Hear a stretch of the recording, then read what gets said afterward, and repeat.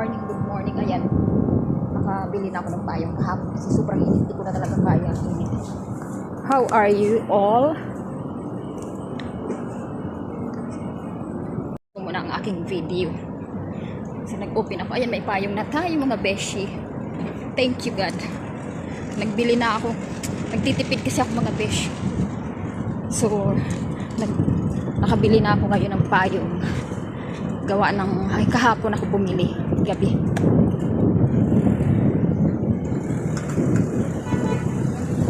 Kasi talagang di ko na kaya mga beshi. Init. So ngayon kahit paano may shawl na ako, may umbrella pa ako. Doble. So but thanks God kahit paano init ang mayroon dito. Hindi. Kasi mahirap pag umulan dito. Kumusta naman po tayong lahat dyan mga besh? Kumusta kayong lahat dyan mga besh? Assalamualaikum everyone. So, hope good ang morning natin. Inshallah.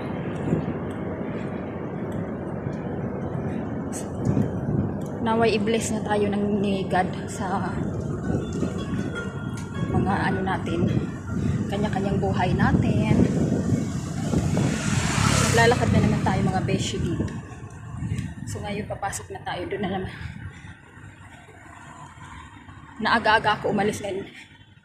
Kasi punta ako ng DIB, dadaan ako doon. So mga besh, kita-kita tayo doon sa may airport.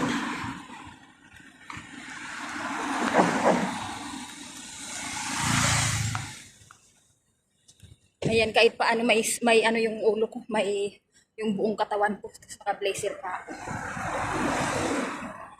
Mga besh, thank you. See you later. Mag-almusal na po kayo. So, ano yung mga almusal natin dyan? So, more blessings to come.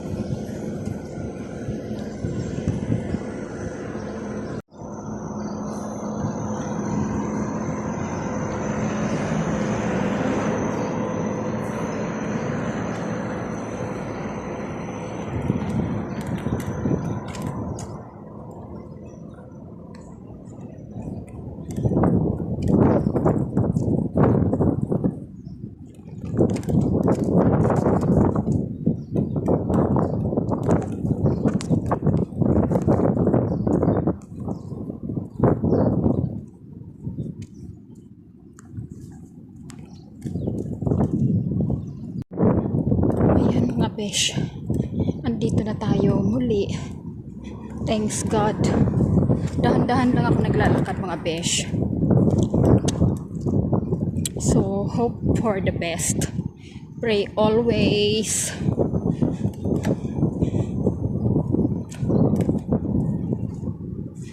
So sana maging maayos na ang lahat.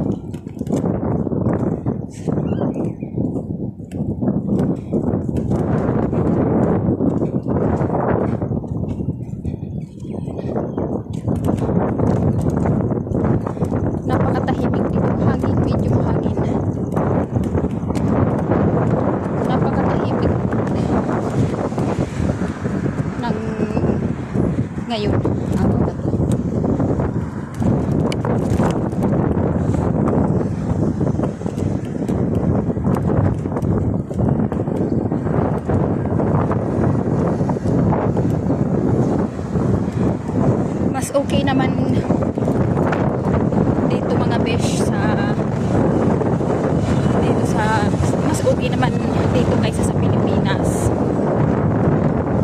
Kasi sa Pilipinas, alam ko, napakamahal. Sobra. Dito nagmamahal din dito lahat. Pero, kumpara niya sa Pilipinas, kasi kung dyan lang tayo sa Pilipinas, tapos, mas lalo kung mayroon tayong binabayaran, hindi kakasya yung natin. Hindi kakasya yung monthly bills natin. Tapos mataas ang standard dyan sa Pilipinas.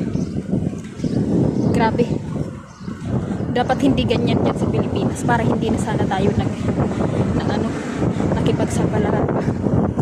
Dapat hindi mataas ang standard dyan sa atin. Whether sa nakapagtapos ng kolehiyo or undergraduate or elementary lang, dapat binibigyan nila ng chance. So kung wala naman college degree, dapat binibigyan nila ng chance na makapagtrabaho, kahit anong trabaho. Tapos halimbawa, may mga short courses like skilled. So dapat lahat yan para lahat makapagtrabaho. Dapat tayo yung dinarayo, hindi tayo yung inaalila. Mahirap kayo maging alila. Mahirap kayo maging sunod-sunuran sa amin. Kailangan tayo yung nagiging amo. Kaso walay.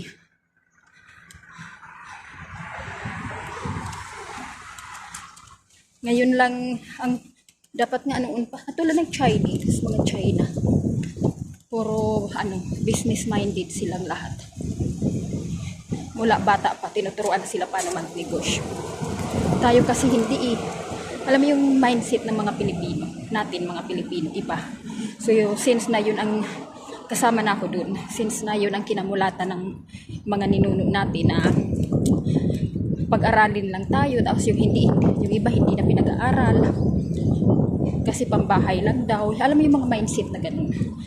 So hindi nila naisip nung panahon na nagbabago ang sitwasyon.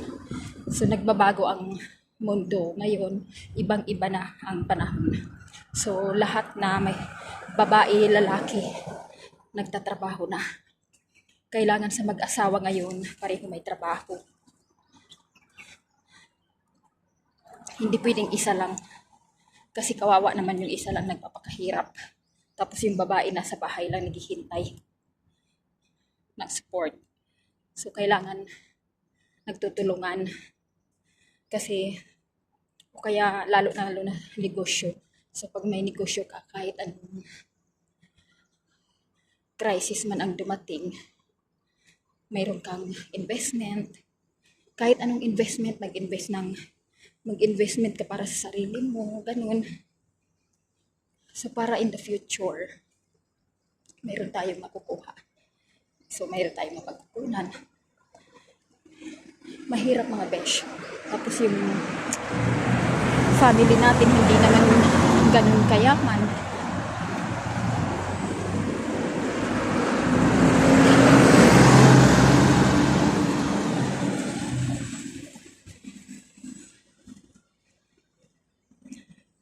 Sabi nga mga besh, kung ipinanganak tayo mahirap at namatay kang mahirap pa rin, kasalanan natin yun. Pero kung pinanganak tayong mahirap at namatay tayong mayaman, yun, successful yun. Kaya kailangan, kung pinanganak man tayong mahirap, hindi na kasalanan ng magulang natin ang mamatay tayong mahirap. Kasi marami naman tayong magagawa na eh. So kailangan natin gawin. Minsan walang perpekto talaga. Minsan nagkakamali tayo sa desisyon natin. Nagdidesisyon tayo na mali. Kasi katulad ko, marami na akong naging desisyon na hindi ko hiniling kay God yung guidance niya.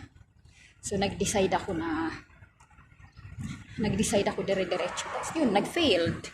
Kasi hindi naman bigay ng Panginoon. Kaya lesson learn na yun sa akin mga guys. Kaya ngayon, mag-ano na ako. Isipin ko mabuti muna kung saan ko i-invest yung pera.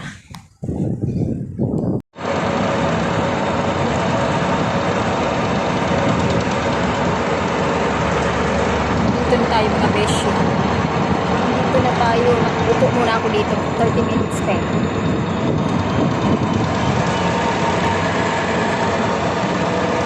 See you later mga besh. Afternoon, after my duty. Hello, hello. Good afternoon everyone.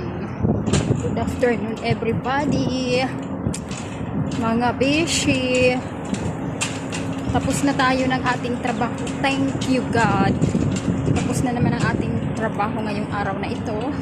So, matatapos na naman ang isang araw natin mga besh. I hope everyone are safe. Thank you so much. Don't forget to subscribe my YouTube channel, like and share mga guys. Please support my YouTube channel. Ayan mga guys, may ano na ako umbrella kaso mahangin, inahangin siya. So, kaya may shock. See? Nasisira ang ating payo.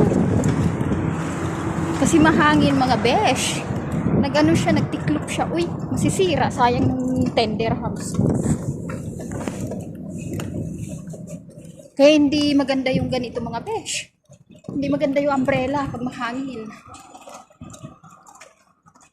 Yung weather ngayon mahangin. Oh, see mga besh. Baliktad na. Para siyang parachute na. Ay! Patayin ko muna mga besh. Mga besh, natiklop na. Naku po. Ito ang mahirap, nababali ang payo. Kaya ayaw ko minsan magpayo. Ayan ang ebidensya mga besh. Kaya ayaw ko bumili ng payo kasi sayang ng pera. Sana wag naman masira. Wala tayong pambili. Kaya may dala-dala pa rin akong shawl. Ganito pag mahangin. Ayan na naman. Ayan mga besh.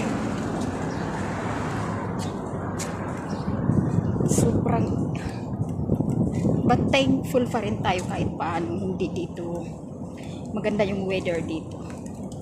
So okay lang mainitan tayo. Yan mga beshi. Anyway, thank you for watching mga besh.